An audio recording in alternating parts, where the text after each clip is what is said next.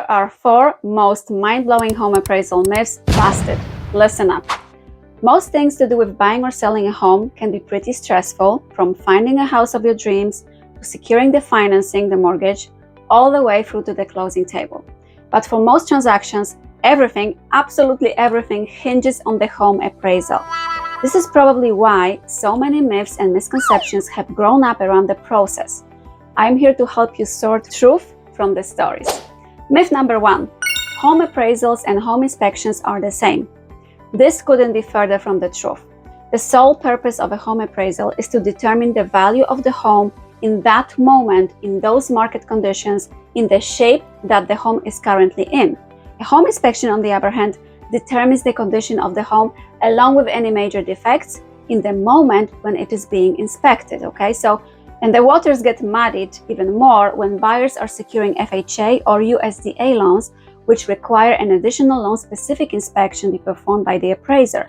And this particular kind of inspection is there to ensure that the home meets the loan's minimum standards, not to determine the overall condition of the home, right? Always have a home inspection. It's a much different thing than an appraisal. Myth number 2. Home appraisers create market values.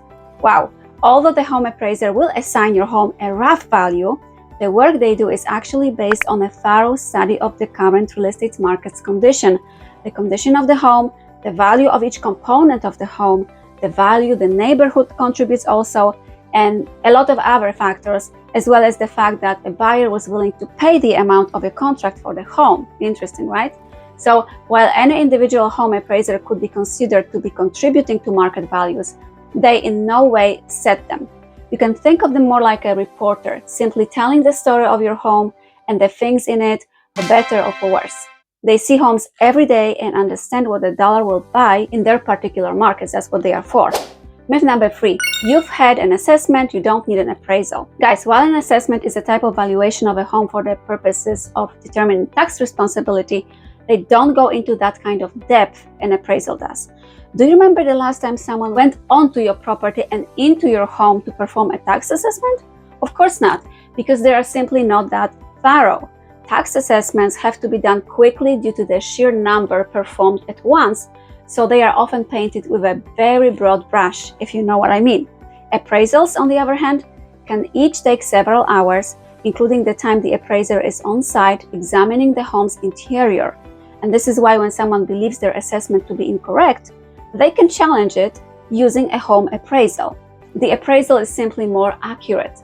So never use an assessment for sales or purchase purposes, because you'll be sorely disappointed, okay? Myth number 4, the appraiser is on the bank's side. Guys, an appraiser is a neutral third-party expert who is contracted by banks to determine the value of your home so they can use this figure in making your loan. This doesn't mean the appraisers are working on behalf of the bank or that they are simply there to make the numbers work out every time.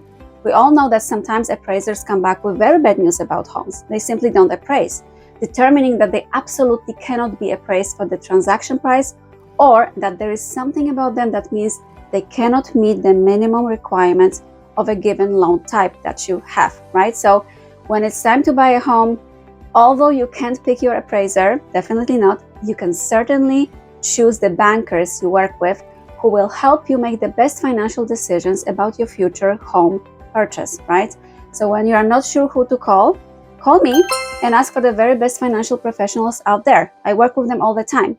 It doesn't cost you a thing to consult with such a highly recommended professional, but can definitely help make your real estate transaction a little easier, and that's what we all want, right?